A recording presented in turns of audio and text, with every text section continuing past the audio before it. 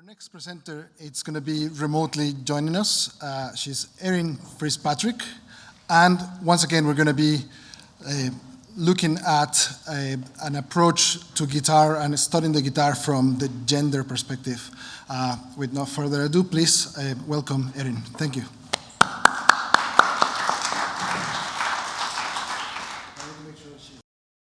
Hello, my name is Erin Fitzpatrick.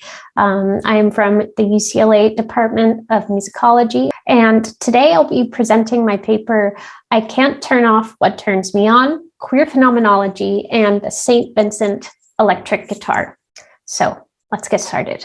Electric guitars are not only literal prostheses, as Steve Waxman has argued in his seminal text, Instruments of Desire, but they also open the door to a realm of feminist and queer theory that resists the assumptions, inequalities, and material structures that do much of the primary gatekeeping work today and maintaining hegemony in the music industry and culture at large. So this paper will begin to sketch the possibilities for the cultural materialist implications behind non-normative guitar techniques and constructions, which I will be arguing are physically and imaginatively resistant to the instrument's conventions in ways that are quite uniquely enabled by specifically non-hegemonic embodied experiences with it.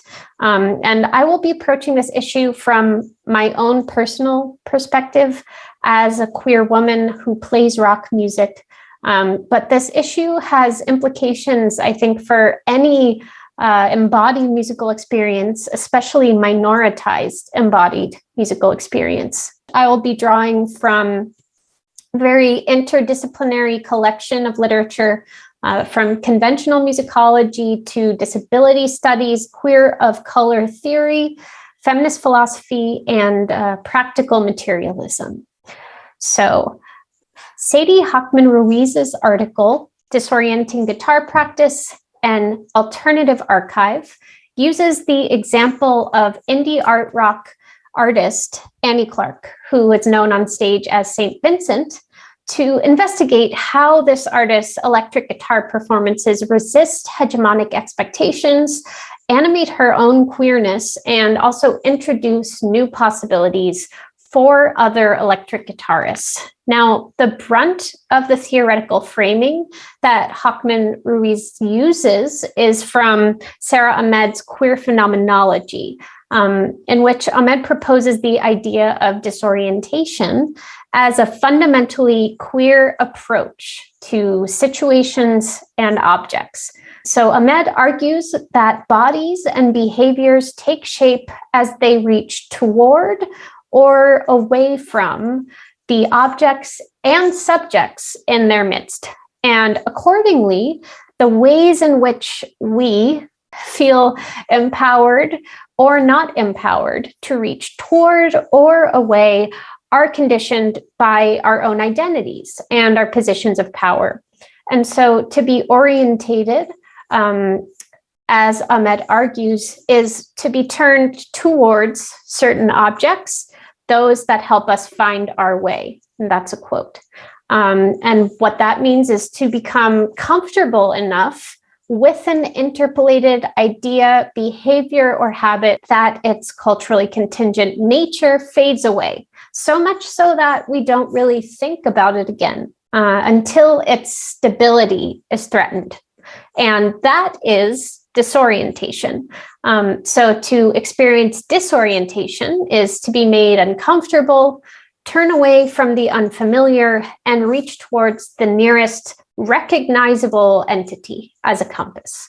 So queer or otherwise minoritized subjects often find themselves positioned as the disorienting thing. So these hegemonic orientations and disorientations don't just apply to interpersonal relationships, they also extend to objects. So Ahmed argues objects as well as spaces are made for some kinds of bodies more than others.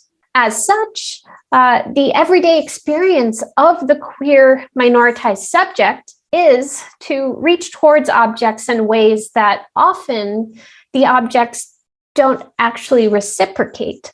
As such, disorientation can provide a really useful framework through which we can interrogate the functional relationships between desire and revulsion, and ultimately hegemony and oppression, especially for our purposes as they manifest musically and materially. And the fact that orientations and disorientations are so concerned with spatiality also makes them really useful in consideration specifically of queer physicality, and especially as that extends to instrumental technique and performance. And what that means is that alternative routes for holding instruments, playing instruments, or even making instruments arise when our physicalities or our lived experiences regularly call convention into question.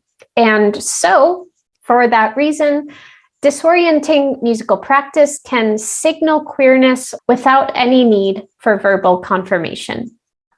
And so Sadie Hochman-Ruiz sees this musically applicable possibility in Ahmed's theory herself.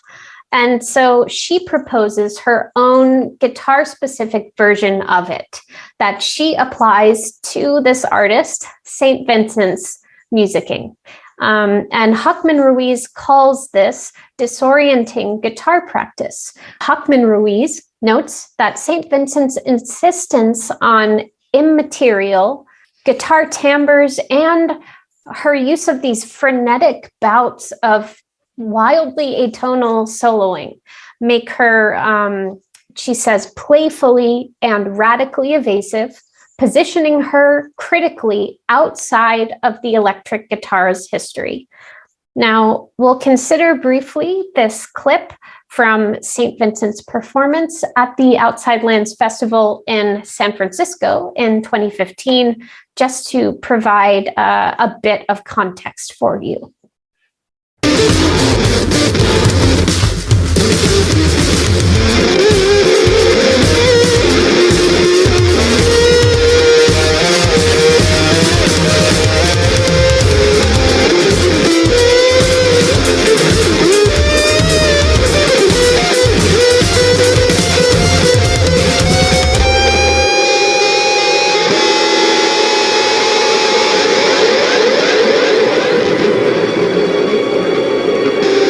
So as you can hear and see, St. Vincent, Annie Clark, is no doubt virtuosic in her command over her instrument, but it's definitely an alternative kind of virtuosity to the traditional kind that tends to be exerted historically by canonical rock heroes. And it shows this very apparent investment in unlearning and unbecoming their legacies. And as such, St. Vincent divests from the reproduction of hegemonic ideals of guitar virtuosity while also offering this kind of utopian glimpse into what lies beyond what Hochman-Ruiz calls the virtuoso amateur binary. And so, therefore, disorienting guitar practice allows the queer subject to become herself, to unlearn the boundaries that hegemonic electric guitar virtuosos have imposed, and to reopen the futures that traditional modes of guitar pedagogy have foreclosed. Simon Frith argues a musical instrument, in short, is always an ideological object. I argue that a serious cultural materialist inquiry into the electric guitar's shape, uses, and conventional standards reveals that, hegemonically speaking, as an ideological object, the average commercially available electric guitar is thoroughly oriented towards cisgender, heterosexual, able-bodied men. And I'll begin unpacking this claim just with a sort of cursory inventory of the instrument's primary physical and cultural features, a set of features that I have ample experience with firsthand in my almost 20-year career as a guitarist. A guitarist who, if I was standing in the room with you, you would see is short, 5 feet tall. So first, the guitar's physical shape. It favors large, strong hands, long arms, flat chests, and flat stomachs. There are very few alternatives available on the market, and the ones that do exist are specialty items that cost a lot of money. Also, the guitar's tonal range, when tuned conventionally, favors tenor and baritone voices. Now, culturally speaking, the traditionally accepted canons of guitar heroes, quote unquote, tend to be entirely male and very overwhelmingly white and straight, when really the history of guitar innovation really tends to be anything but that. And traditional rock electric guitar pedagogy tends to follow in the footsteps of these guitar heroes. And so as a result, speaking from experience, people with smaller bodies find themselves in the disorienting position of trying to replicate, reinvent, or outright refusing these canonically, quote unquote, virtuosic techniques. So just to rearticulate, these barriers to access are threefold. First, they're material and physical. Second, they are cultural. And they're also commercial, material, and economic, as is reflected in the dearth of affordable alternative options, marketing materials that heavily regard women as a niche category or objectify them. So just in short, what I'm trying to say in this section is that good and bad guitar technique are not universal realities. They are, in fact, cultural biases imposed by a powerful set of people who benefit from the guitar and its story looking, feeling, and sounding the way that it does. So I've mentioned Steve Waxman, this text, the canonical musicological text. Waxman theorizes the electric guitar as a technophallus, which he defines in the context of Jimi Hendrix's specific and intentional manipulations of the instrument so that it took shape as a technological extension of his body. Now, the uses of a technophallus in Waxman's mind are twofold. First, technophallus connotes the, quote, integrity of the performing male body, end quote.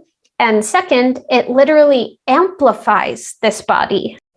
Although in this way, Waxman's characterization of the technophallus is on the essentialist side in its inherent assumption that having a phallus and having social power are one and the same, it is nonetheless highly useful in conceiving of the guitar as a prosthesis. And so when I say prosthesis, I'm referring to any human-made technology that supplements the raw abilities of the human body. In Mark Wigley's definition, the prosthesis reconstructs the body, transforming its limits, at once extending and convoluting its borders. The body itself becomes artifice. And Jennifer Iverson argues that prostheses have repercussions for people of all abilities. She argues that, quote, we all have bodies in need of supplementation. There is no wholeness to the human body to begin with. It is illusory. And she instead posits that a prosthesis physically contributes to creating just a different kind of body. I quote, a body that is so technologically mediated that it might be heard as a cyborg. As Haraway argues, no objects, spaces, or bodies are sacred in themselves. Cyborgs are actively invested in their own continued deconstruction and remaking. And they enact that deconstruction and remaking through the simultaneous acceptance of and disidentification with mythical narratives of power and origin that place them somehow at odds with technology and affinity. Haraway says, and I quote, "Myth and tool mutually constitute each other." And so in this way, the guitar is just one avenue through which we can hear subjectivities. With these theorizations of prosthesis and cyborgism in mind, I now propose that because of all of the aforementioned physical, cultural, and economic barriers to engaging with the electric guitar as an object, people with smaller bodies or limited access to the quote-unquote right technology have had to adjust their playing styles in such a way that tends to go against the grain of what hegemonic guitar technique says is right. And as a result, the music emerges sounding very different than it would if hegemonic guitar technique had been replicated. Whether that means that the attempt to replicate the technique was failed, refused, or commented upon in some kind of act of what I am calling disidentificatory prosthesis. Ahmed argues the capacity is not so much in the tool, but depends on how the tool is taken up or put to use.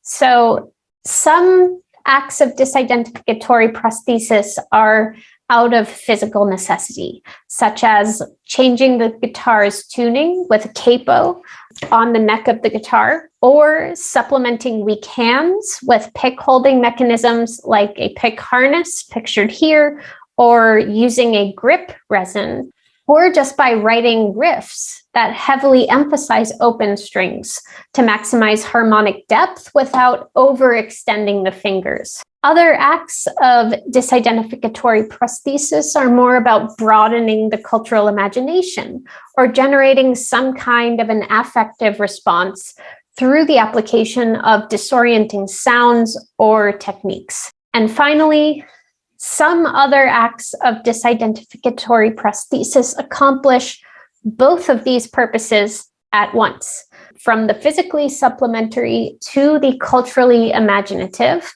by actually remaking the original tool in its entirety. And so the rest of this paper will focus primarily on this last purpose, this dual purpose, using a remarkable recent intervention from this artist, St. Vincent, as final case study, which is the guitar I have here, the St. Vincent Signature electric guitar. Now, Annie Clark developed this guitar in 2016 with the Ernie Ball Music Man company. It was developed after Hochman-Ruiz's article about her disorienting guitar practice had already been published. So its features and its implications, I believe, deserve their own academic consideration. This guitar, the St. Vincent Signature electric guitar, is the first commercially available electric guitar designed by and for smaller bodies that have breasts, tummies, and narrow shoulders. So it's a design that Annie Clark has said is gender inclusively ergonomic. Now, the features that make it this are numerous. First, the guitar is a full pound lighter at 7 pounds than other standard mass-produced electric models on the market, which makes it much easier to carry on the shoulders for long periods of time. It also offers a cutout at the top here with an especially low angle, as opposed to the higher curvature of traditional ones, which makes it much more accommodating to breasts. And there's also this comfortable slope on the back here, if you can see, that makes it easier to wear high on the chest.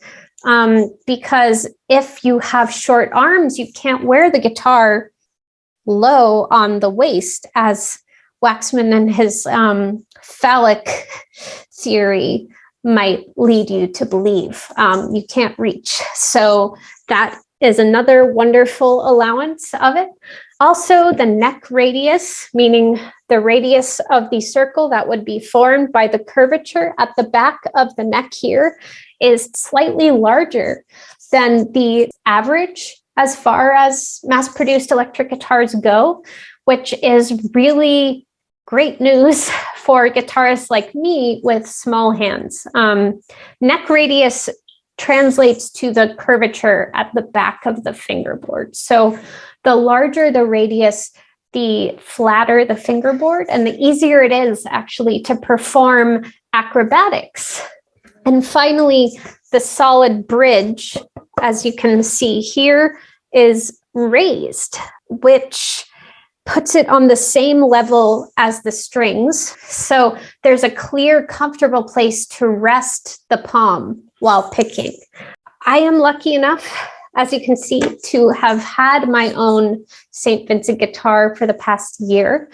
And during that time, I've been grappling really with what it means to be invited into physical intimacy with my instrument for the first time, rather than being an outlier to it. It hasn't changed the way that I write music. It hasn't changed my compositional preferences, but it has made the execution of all of those disorienting technical desires, those alternative virtuosities, it has made them all the more comfortable. So it's built specifically for the kind of performance style that arises from an embodied cultural experience like my own.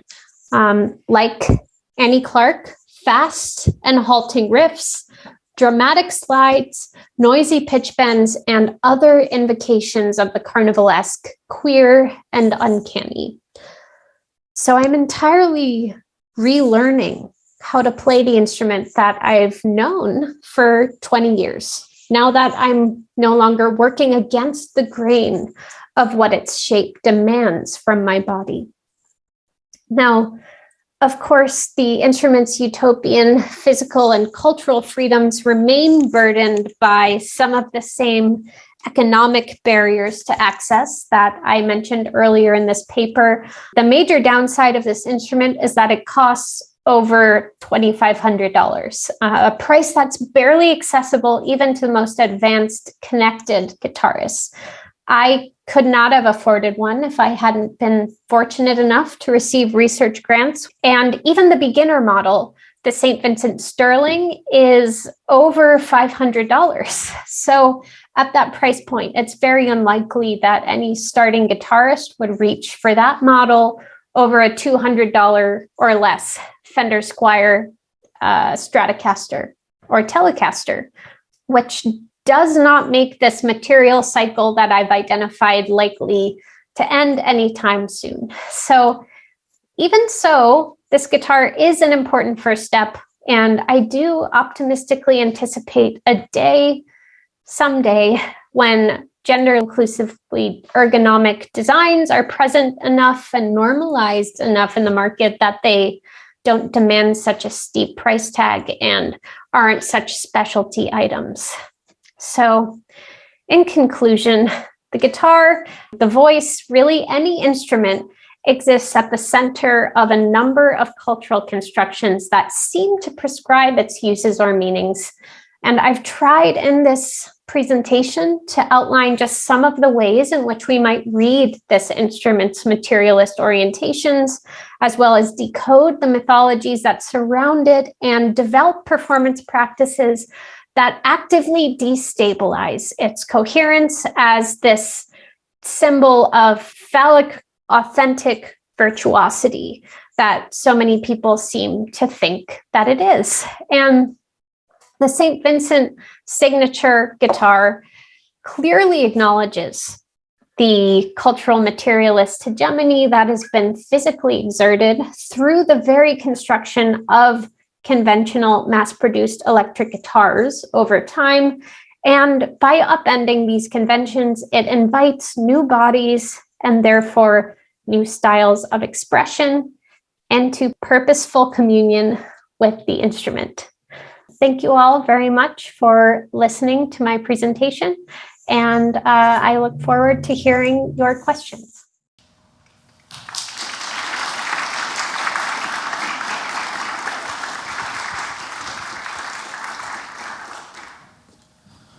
Well, thank you very much, Erin. We have good 5 minutes for questions, and I assume there will be quite a few in the audience. So let's start over there with Jamie, please.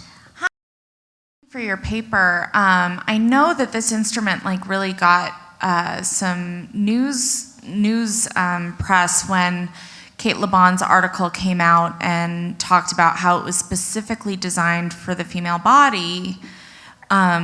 A claim that St. Vincent has since kind of said, no, that's not actually the case. I wonder if you could talk to maybe, I understand your framework has to do with queerness, but I also think disability studies and kind of design justice movement work can be incorporated. I mean, I know that Jack White bought one of these guitars. It's kind of gone beyond gender in some ways and more to the fact that it's lighter and more comfortable to play.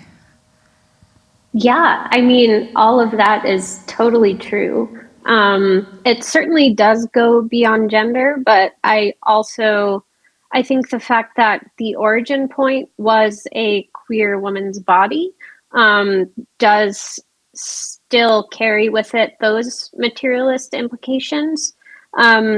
With that said, also, I am very interested in the resonances of this instrument with, as you've said, disability, and all of the potential that accompanies it. This is very much like a preliminary sketch of what the dissertation is going to be on. Just to speak to your points, it's absolutely not restrictive in the gendered sense, and it's useful, of course, to many bodies. But I do still find a lot of personal significance in the fact that the point of origin was a queer woman's body, and a body that tends to produce these sounds that are so not against the grain of traditional guitar virtuosity, but definitely beside it in an interesting, very compelling way for me. Does that make sense? Yeah, it does. I would also recommend, if you probably have seen her work, but since we're in Canada here, Tunatone guitars with Leila Sidi. She makes smaller ergonomic guitars for smaller bodies, and I think the fact that she herself is making the instruments further kind of emphasizes those realities instead of just being a designer. That's really awesome. And I'd love to talk with you more about this. I really loved your presentation. So lots to learn. We have another question, Christina. Thanks, Erin. This was great. I just have a quick technical question, which is the fingerboard at a shorter scale length to kind of, speaking to the previous presentation about how far, typical smaller female hands can stretch on a fingerboard? The fingerboard it's shorter in the kind of the tonal range that it goes up, but because of the way that strings are wound, the fret distance can't necessarily change, if that makes sense. So the main thing about it that makes it really playable for me is just the fact that it's let me grab it. Well, you can't see me, haha. That it is narrower from top to bottom, the thickness is less, so there is just more of a distance that your fingers can stretch using the thumb as a hook on the back. Does that make sense? Yeah, it does. I mean, but just a technical point that the scale length can shorten. You might it would change the range of notes that you can get, but you can like we're banjo people, and you get yes, you can get like a 21-inch scale length or a 25-inch scale length, and that change really changes it for players, which is why I encourage instrument makers to make that one. Mean. Yeah. I do know what you mean. But the fret distance is not so different on this instrument that I've found. One last question, Jason Dobney in the back. Yeah, thank you. I'd like your thoughts about so much of this feels like it's a radical interpretation, but yet many of the gatekeepers to the traditional guitar community have been so, she's become so successful. Rolling Stones calling her the first true guitar hero of the 21st century, Jimmy Page lauding her playing. We hung the prototype for this guitar at the Met. So how do you interpret that in the philosophical when she's been sort of so celebrated and lauded by the traditional gatekeepers? Well, I think that that's really great. I think that's like also something that doesn't necessarily make the radical possibilities and interventions null. I think that being sort of invited into the I don't know, Hall of Heroes, so to speak, doesn't discount the radical origins. And also, I will say that I have found that in the past couple of years, as these things are happening, the style of play has become somewhat less compelling for me. But that said, I don't think that it makes the possibilities or the like energy behind what it's doing any less meaningful, or it doesn't prevent further uses that are radical. So it's just a starting point, not necessarily like a monument for me, if that makes sense. Well, thank you very much, and thank you all for staying for this, and I think we're going to pause for lunch now. Thank you.